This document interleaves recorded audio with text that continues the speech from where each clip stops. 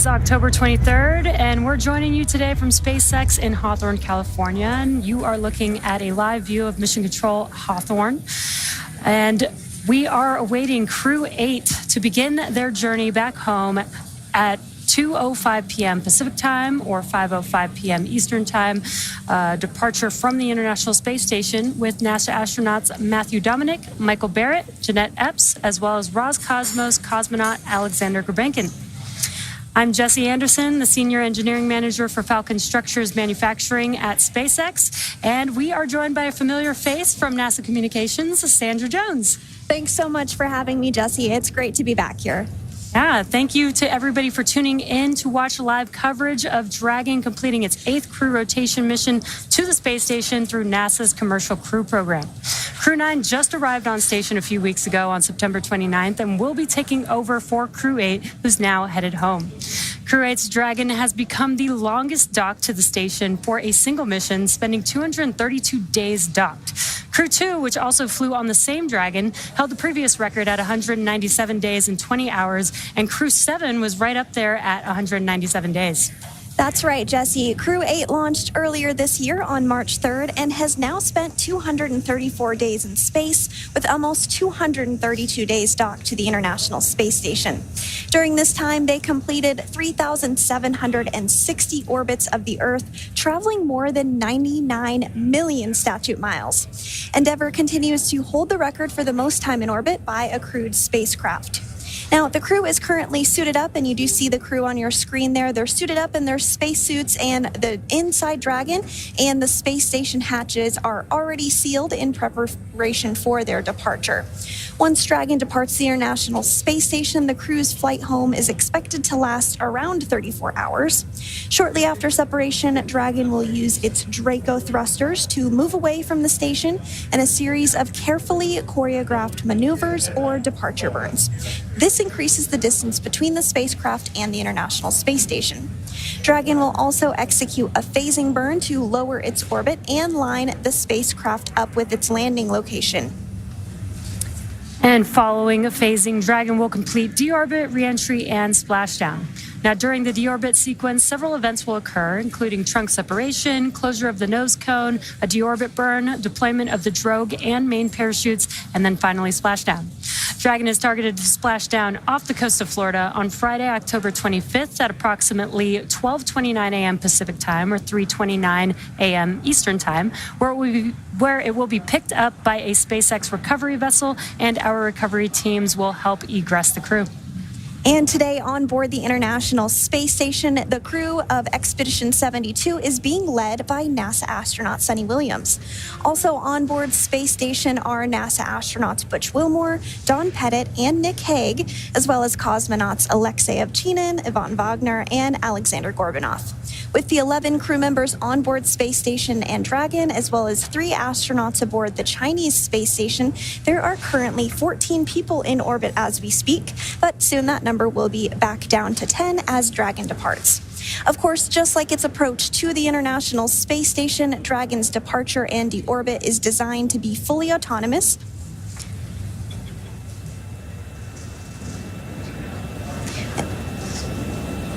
This requires no action from the crew on board. And so earlier today, NASA astronaut Butch Wilmore did help the crew members prepare for departure, and he'll be watching from the cupola, but the prime departure monitoring role falls on NASA's Matt Dominic from inside Dragon. Mission Control in both Houston and Hawthorne will back them up. And speaking of Mission Control Houston, let's go over to Nilofer Ramji at the Johnson Space Center to talk a little bit about how the station crew have been preparing to send the crew home and what we can expect from here until Dragon departs the space station. Nilofer? Thanks so much, Sandra, and welcome to the International Space Station Flight Control Room here at the Johnson Space Center in Houston, Texas. The flight control team is primed and ready for this afternoon's undocking operations. Today's team is being led by NASA Flight Director Paul Kanya.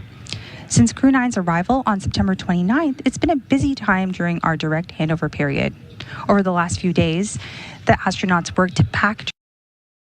Since Crew on September 29th, it's been a busy time during our direct handover period.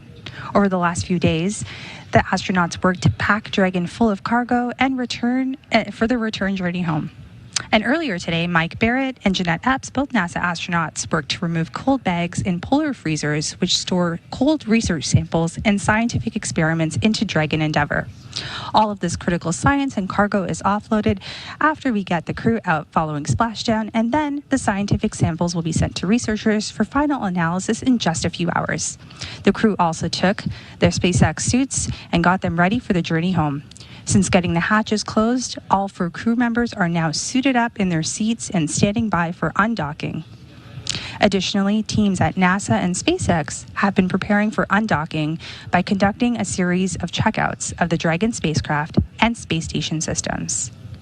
This is just one of the items teams watch as they prepare for these operations and splashdown opportunities. We want to make sure that crew aboard Dragon and the teams who cover them have the best conditions for a safe and speedy pickup. We've got the final go, no-go poll coming up in just a few minutes, where the joint SpaceX and NASA teams will make their final call for Dragon Endeavour to depart station. This is one of the many checkpoints in Crew-8's return that will continue all the way up just before the deorbit burn, giving mission managers multiple chances to assess the weather at the splashdown zones and make sure everything is lining up before Dragon departs. We have continued to watch the weather for the last few days, and there is an opportunity for early Friday morning as we expect to see them splash down just over a day from now. Again, we are live here in Mission Control Houston, just standing by for that go, no-go poll. And the 3 NASA astronauts and 1 cosmonaut are in Dragon Endeavour. They're still docked to the International Space Station. We expect the undocking to take place at about 4:05 p.m. Central, 5:05 p.m. Eastern. We will wait for that go, no-go poll.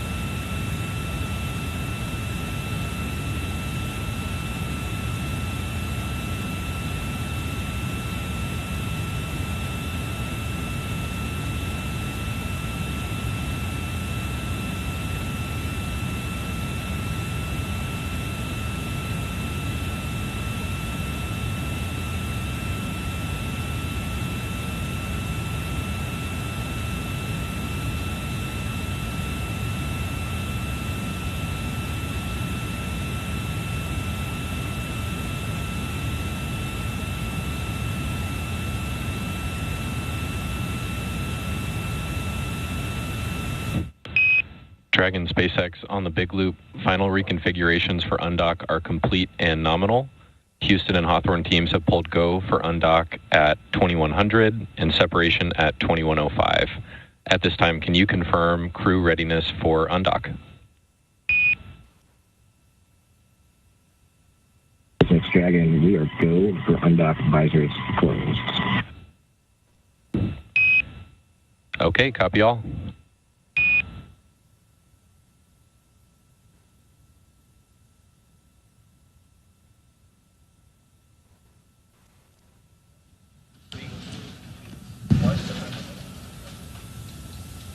Perfect, and that go, no-go poll that we've been looking for has been completed. So we'll continue to be in joint operations until the spacecraft has entered the approach ellipsoid. That's the 2 by 2 by 4 kilometer sphere around the International Space Station that teams use to monitor arriving and departing spacecraft. So over the last 8 months, Crew-8 has had what I like to call a astronaut's eye view from the space station. They've had an opportunity to capture some pretty amazing views from low Earth orbit. One of the photos that we got was with the space station being about 250 miles above Earth. They're too far away to make things out like cars, people, or buildings, but what they can see are other landmarks around the world. And the long camera lenses they use help zoom in on familiar sights from our home planet. On September 19th, the crew captured a celestial sight with comet C2023A3 rising through the atmospheric edge towards the sun. The crew had been watching the tail structure evolve over the last little while. And here's another long exposure shot. This was taken on August 11th above the Indian Oceans as star glitter from above. Such a beautiful aurora. And now finally, another iconic shot of the Italian peninsula, or what many of us know as the Boot of Italy, taken on August 1st. Of course, we get satellites collect imagery of Earth too, but the International Space Station is unique in viewing these opportunities because astronauts and cosmonauts can tell scientists on the ground what they are observing and what stands out in real time. So they'll have a few more opportunities to take in those views during their flight home as we prepare for undocking coming up here at about 4:05 p.m. Central, 2:05 p.m. Pacific. But in the meantime, I'm going to toss it back over to you, Jesse, and Sandra in Hawthorne. Awesome. Thanks, Nilofer. Separation is set for approximately 2:05 p.m. Pacific time or 5:05 p.m. Eastern time, which is just under 8 minutes from now. At the moment, Dragon is in its final configuration before undocking, and we are waiting for mission operators. They've already completed their go, no-go poll, but they will call out if we will be moving forward with the undocking procedure shortly. And as we mentioned earlier, just like during its approach to the space station, Dragon's departure and deorbit is designed to be fully autonomous, which requires no action from the crew on board. Departure is typically a little bit faster and sometimes easier since the crew doesn't have to stop at any waypoints like we see when a spacecraft arrives. Once the undocking sequence is complete, Dragon will use its Draco thrusters to move away from the station in a series of 4 departure burns, which are carefully choreographed maneuvers that will increase the distance between the spacecraft and the space station. And then from there, a phasing burn will place Dragon on a trajectory to align it with the splashdown site. And so we did hear that go, no-go poll earlier. Everyone polled go. That is just a time for everyone on the ground as well as the crew on board Dragon to ensure things are in place. All systems are go, as the name suggests, for the undocking, which again, we are targeting just about 7 minutes from now. Now, at the moment, the crew is suited up as they are during a dynamic phase of the flight. We might hear a call out for the crew to also put their visors down ahead of the actual undocking itself. Teams work together to ensure everyone is ready to support undocking. And so again, that poll was one final check-in, and we did get the go for undocking today.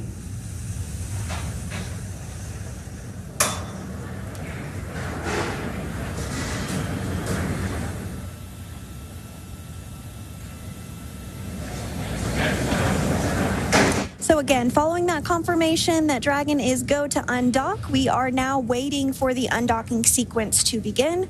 Once that happens, it will take less than 5 minutes for Dragon to separate from the International Space Station, which has been its home for the last 7 months.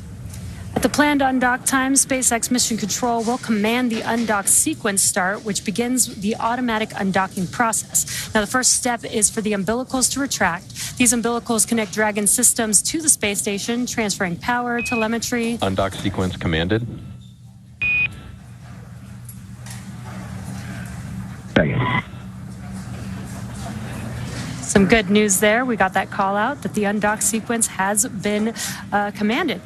So again, the beginning of the sequence is the umbilicals retracting. These umbilicals connect Dragon systems to the space station, transferring power, telemetry, and commands between the two vehicles throughout Dragon's stay. So now once that's complete, Dragon will unlatch itself from the space station by releasing the 12 hard capture hooks in 2 separate phases.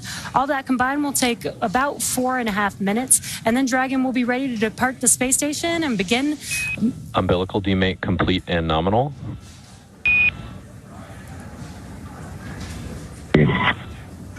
Again, another good call out there that the umbilicals have been demated. And then Dragon will be ready to depart from the space station once those hooks have been unlatched and begin to move itself further and further away using its thrusters.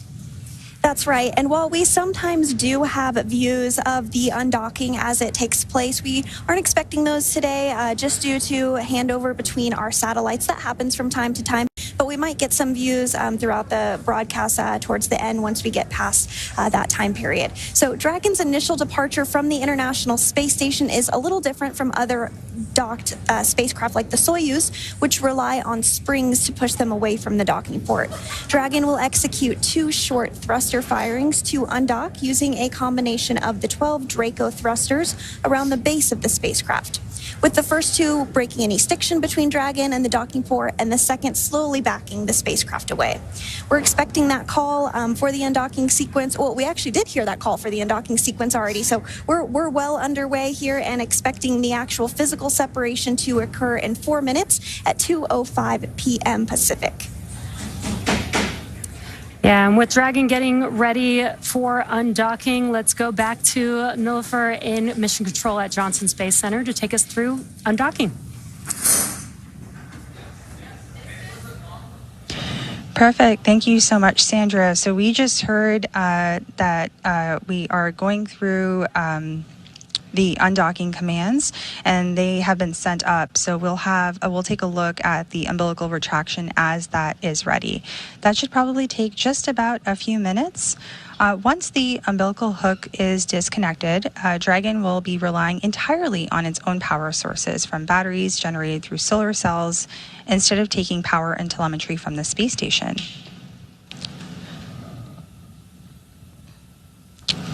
On console today, we have Flight Director Paul Kanya that is managing the room here in the International Space Station Flight Control Room.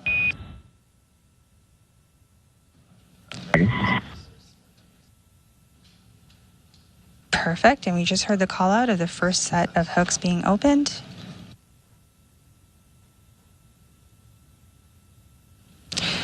We'll now look for the umbilical retraction and look for 2 sets of 6 hooks. So this is going to be the second set of 6 hooks that will open, and that will take just a few minutes.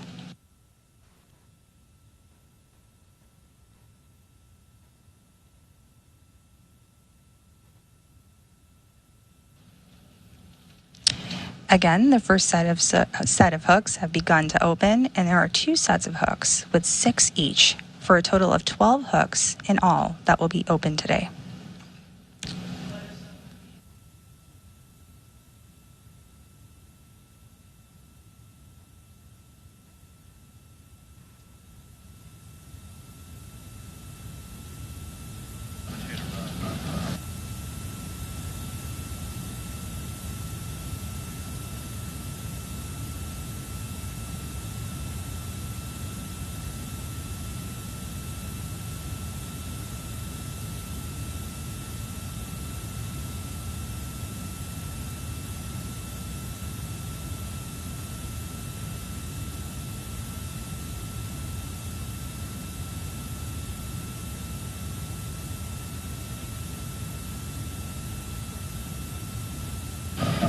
So as we await confirmation, there on your screen you see, as I mentioned, Flight Director Paul Kanya, and beside him Capcom, which is Neil Nagata today.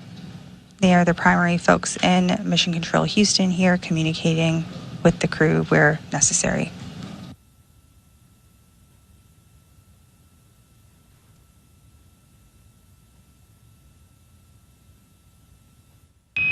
All hooks open.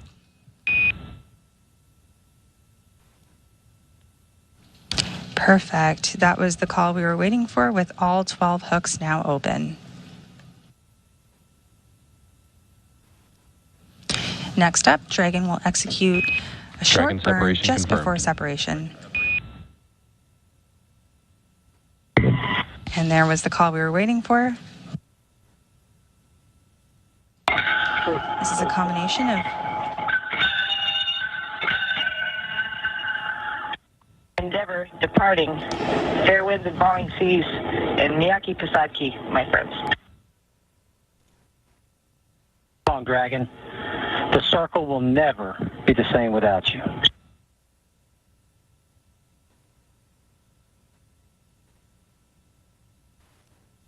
good words from our crew members departing space station right now. Listen, Dragon, it's been an absolute pleasure to serve aboard the space station and stand to watch. It's in great hands. Godspeed.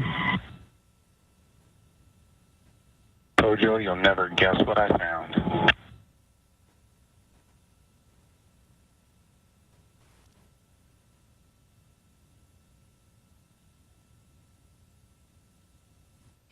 So next up, Dragon will execute. Roger.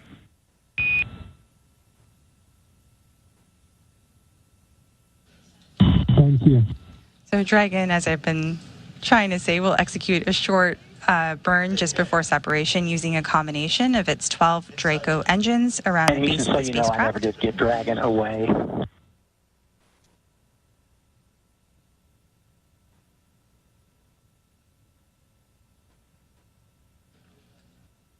This will break any stiction copy between that. Dragon and the docking port.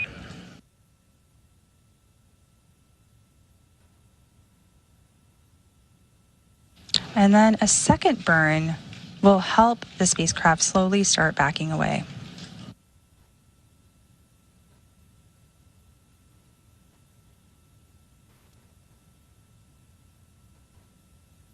We have a fantastic view of a Dragon coming in.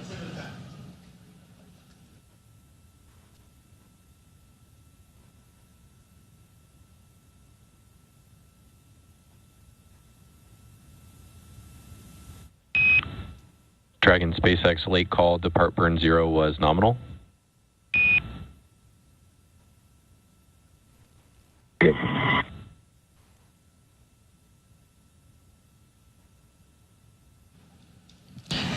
Perfect, and we've just received confirmation of the nominal burn that just took place. It's a very short burn using the service section of the Draco thrusters to break some stiction from Dragon and the International Space Station.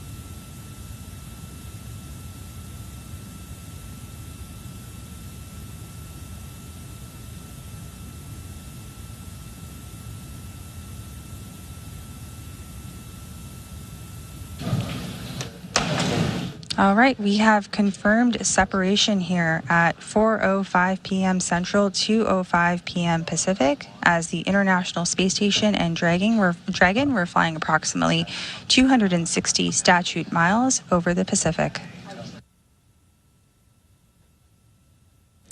That means that Matt, Mike, Jeanette, and Alexander had completed their journey aboard the International Space Station, wrapping up over 230 days on the orbital outpost as they splashed down off the coast of Florida early Friday morning.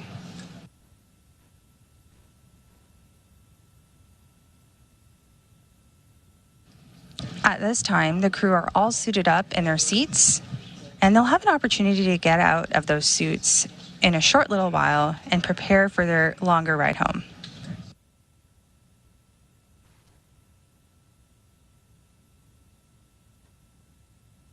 Here in Mission Control Houston, the team will continue to monitor the departure of Dragon as it exits the approach ellipsoid. Again, that approach ellipsoid is a 2 by 2 by 4 kilometer sphere that monitors arriving and departing spacecraft.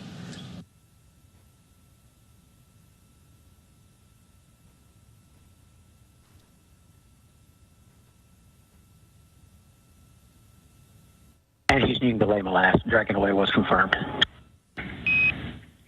Roger that.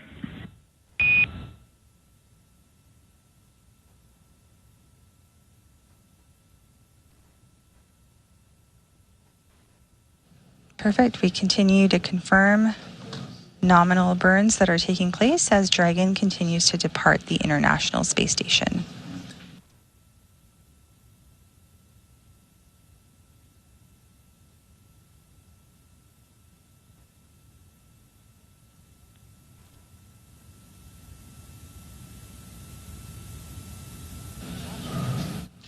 As we continue to monitor here jointly, on the right side of your screen, nominal, you will see... And Dragon, at this time, your go-to-DOF suits in 4.012. And I've got another reminder here that the big loop will be deactivated following Dragon's exit from the approach ellipsoid. Copies go for 4.01.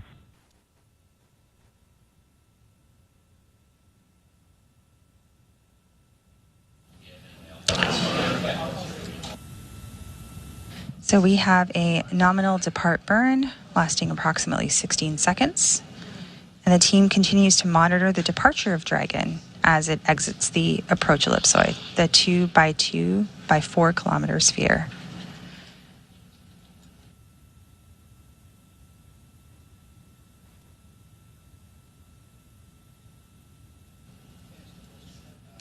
The two invisible boundaries around the International Space Station are the approach ellipsoid and the keep out sphere. So these are the spaces where they monitor the arriving and departing spacecraft, and we are currently standing by for the next burn.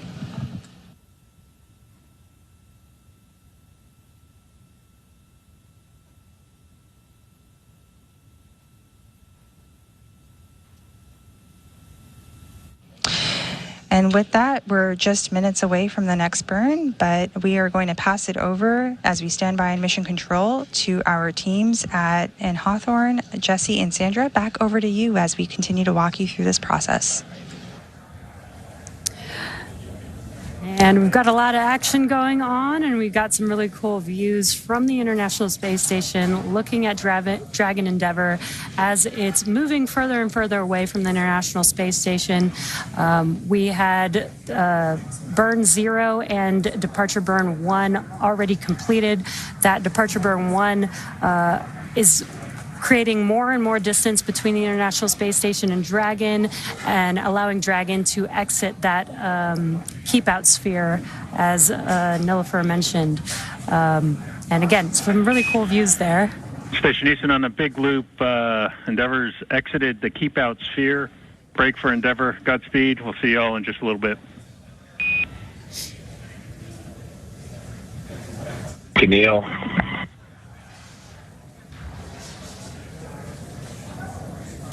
And on your screen, spreads. you're continuing to see a view of Dragon following its undocking from the International Space Station at 2:05 p.m. while flying over the Pacific Ocean, approaching the western tip of South America. Now, we did just get word that Dragon has exited the keep-out sphere. You might have even seen some of those thruster firings on your screen as we got that call out. The keep-out sphere is an imaginary sphere or boundary that's 200 meters in radius around the space station. It's one of several safety zones set up to govern visiting vehicles either arriving or departing the International Space Station, and you can continue to see these great views of Dragon as it departs the space station, slowly backing away.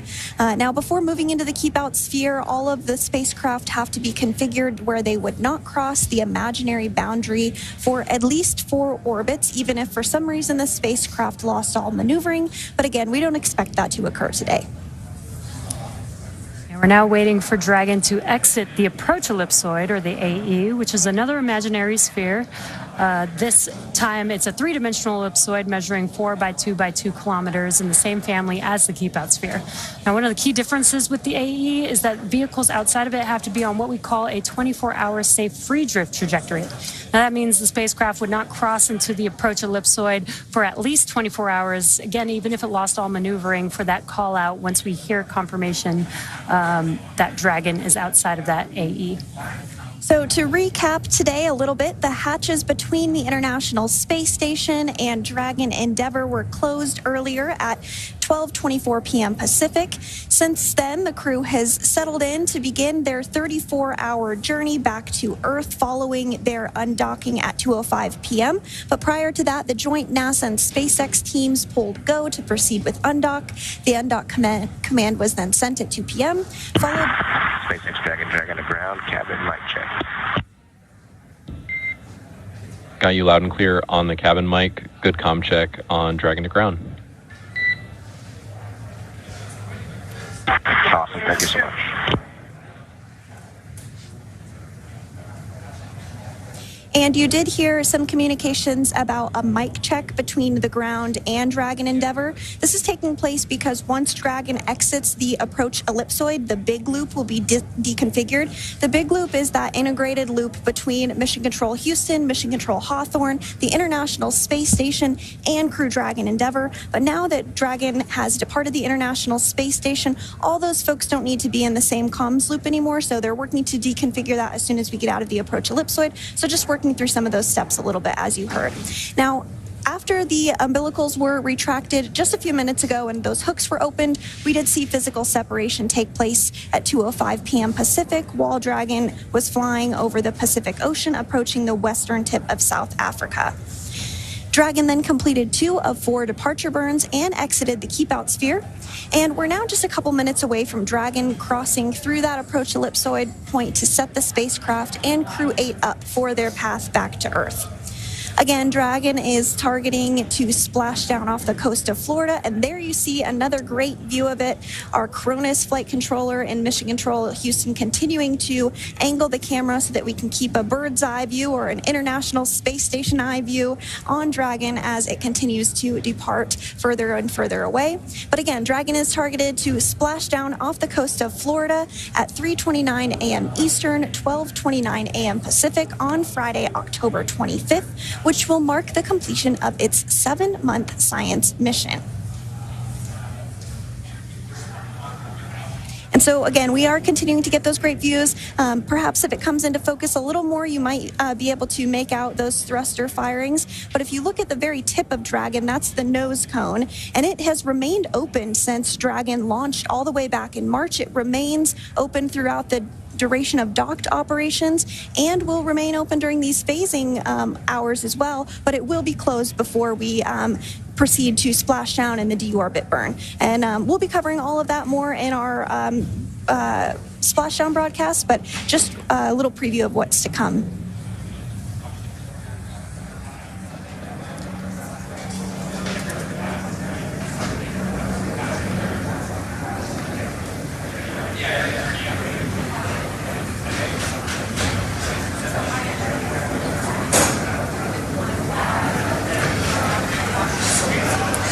So if you're just now joining us, you are tuned into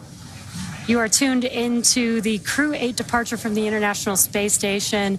The crew has actually already departed the International Space Station. We've already completed the unlatching of the umbilicals and hooks, hard capture hooks that mate Dragon to the International Space Station. We've completed burn 0 and departure burn 1, and the vehicle with the 4 crew members inside are now moving further and further away from the International Space Station, making their way outside of the, they've already exited the keep-out sphere, and now they're making their way outside of the AE, or the approach ellipsoid. Again, this is to keep the crew safe. There's a number of choreographed maneuvers that the Dragon spacecraft has to do to make sure that it can safely depart away from the International Space Station, and then it will soon begin maneuvers over the course of the next 30 hours or so to make its way back down to Earth. And with Crew-8 now undocked from the International Space Station and on their way towards that targeted splashdown off the coast of Florida on Friday morning, let's take a moment to learn a little bit more about the crew we're bringing home. Commander Matt Dominic was born and raised in Wheat Ridge, Colorado, and is married to Faith Dominic, and they have 2 daughters. Matt earned a Master of Science degree in Systems Engineering from the Naval Postgraduate School, and he was designated as a naval aviator in 2007. Matt has made 2 deployments to the North Arabian Sea, has flown close air support missions in support of Operation Enduring Freedom, and he has more than 1,600 hours of flight time in 28 different aircraft, as well as 400 carrier-assisted landings and 61 combat missions. This was his first space flight. Dr. Michael R. Barrett, Crew-8's pilot, was selected by NASA in 2000. He's the only member of the crew of Crew-8 who's been to space before as part of Expedition 19 and 20 in 2009 and STS-133 in 2011. Before Crew-8, he spent 212 days in space. He is board certified in internal and aerospace medicine and has been awarded numerous times for his contributions to space medicine research. Michael lives in League City, Texas with his wife Michelle and their 5 children. And personal and recreational interests include sailing, boat restoration, writing, and cooking good food in harsh or remote places. And next up is Jeanette Epps. This was mission specialist Jeanette Epps' very first space flight. She's a Syracuse, New York native and was a NASA fellow during graduate school. She then worked for the Ford Motor Company, where she received a U.S. patent for her research into auto collisions and countermeasure systems. After leaving Ford, she joined the Central Intelligence Agency, or CIA, for 7 years, where she worked as a technical intelligence officer before she became an astronaut in 2009. She has a Master of Science and Doctorate of Philosophy in Aerospace Engineering, and she's also a twin. And mission specialist Alexander Gurbankin was also a first-time flyer for this mission. He graduated from the Irkutsk Military Aerospace Engineering Institute in 2002, majoring in the engineering, maintenance, and repair of aircraft radio navigation systems. He then attended the Moscow Technical University of Communications and Informatics, graduating with a degree in radio communications, broadcasting, and television. He was accepted into the Cosmonaut Corps in 2018 and served as a flight engineer while on board the International Space Station. And that is your Crew-8 crew, who is currently making their way back down to Earth. And we're going to hand it over to JSC with Nilfer. How's it going? Hey, it's going well, Jesse. Thanks so much, both you and Sandra. So here in Mission Control Houston, in the International Space Station's Flight Control Room, teams are continuing to monitor joint operations of Dragon as we exit the approach ellipsoid. Again, that's the 2 by 2 by 4 kilometer sphere around the International Space Station that teams use to monitor arriving and departing spacecraft. The live view of Dragon departing, it became a little tiny blip on your screen here that you can see, but we see Dragon headed home as our Crew-8 crew splashed down off the coast of Florida early Friday morning. NASA astronauts Commander Matt Dominic, pilot Mike Barrett, mission specialist Jeanette Epps, alongside Roscosmos cosmonaut Alexander Gurbankin, conducted several science experiments and technology demonstrations over the course of their 3,776 orbits of Earth. The space station is our orbiting laboratory where crew conduct all kinds of science and demonstrate technologies for the benefit of humanity. So here in Mission Control, the ground team works with the crew to conduct this science, and the researchers from all over the world have science on the space station. Over 200 experiments were worked on during Crew-8's time on orbit. And NASA astronaut Jeanette Epps spent some of her time extracting DNA for the genomic enumeration of antibiotic resistance in space experiment. So this experiment surveys the station and the antibiotic-resistant organisms and sequences their DNA to examine adaptations to space. And the results from this investigation could support development of measures to protect astronauts and people in buildings and facilities on Earth, such as hospitals, from resistant bacteria.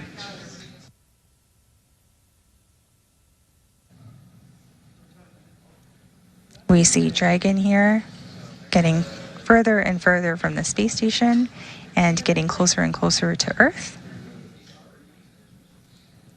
And meanwhile, while NASA astronaut Matt Dominic was up in orbit, he processed cardiac tissue samples for the Redwire cardiac bioprinting investigation. Since tissue samples are bioprinted in microgravity, they are higher quality than those printed on the ground. So the results from this investigation could help to advance the production of organs and tissues for transplant and also improve 3D printing of foods and medicines on future long-duration space missions.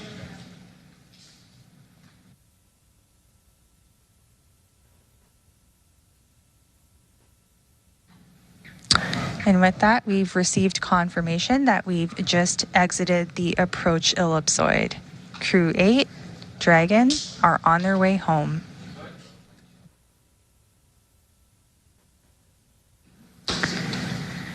I'd be remiss not to talk about NASA astronaut Mike Barrett and what he did while he was in orbit.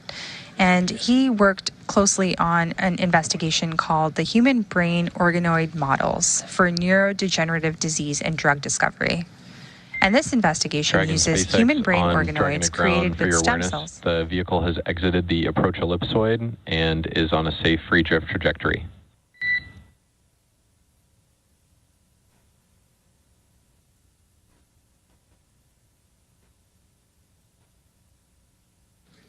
Great, we just heard that call out, and science will always continue to be front and center with various crews that spend their time aboard the orbiting laboratory. And when they splash down, they'll be extracted first, followed by some of that science I just discussed, and it'll be delivered to researchers on the ground. So while we may not be able to air after we exit the approach ellipsoid, we'll continue to provide periodic updates through our mission audio commentary on nasa.gov.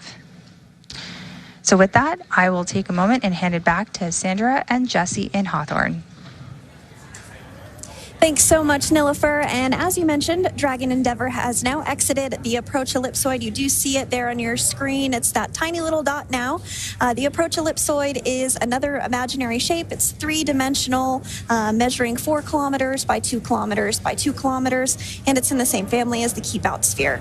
Now, one of the key differences with the approach ellipsoid is that vehicles outside it have to be in that 24-hour safe free drift trajectory, which we've discussed, which means the spacecraft would not cross into the approach ellipsoid for at least 24 hours, again, if for some reason all maneuvering was lost. And with that, Crew-8 has officially departed the International Space Station. It will take them about 34 hours until they make their way back down home to Earth. The crew is currently doffing or removing their spacesuits to settle in for the ride home, and Dragon is targeted to splash down off the coast of Florida at 3:29 a.m. Eastern Time or 12:29 a.m. Pacific Time on Friday, October 25th, followed by the crew getting picked up at sea by a SpaceX recovery vessel. As they rest up, our teams here will continue to keep an eye on the weather to ensure a safe return for Dragon and our Crew-8 astronauts. And though our coverage here in Hawthorne is wrapping up for today, we will turn it over to the NASA team in Houston to take us through the next phases of the Crew-8 mission. Our friends at the Johnson Space Center will provide continuous live audio-only coverage along Crew-8's journey home until we rejoin. You can find the audio-only link by visiting nasa.gov/live and clicking the mission audio link, or by searching for NASA Mission Audio Live feed on YouTube at go.nasa.gov/live-ISS. Meanwhile, we will rejoin for live visual coverage starting roughly 1 hour prior to splashdown. And as always, you can find mission updates on X at NASA, at SpaceX, and on the web at nasa.gov. Thanks for watching, and we'll see you and our Crew-8 astronauts very soon.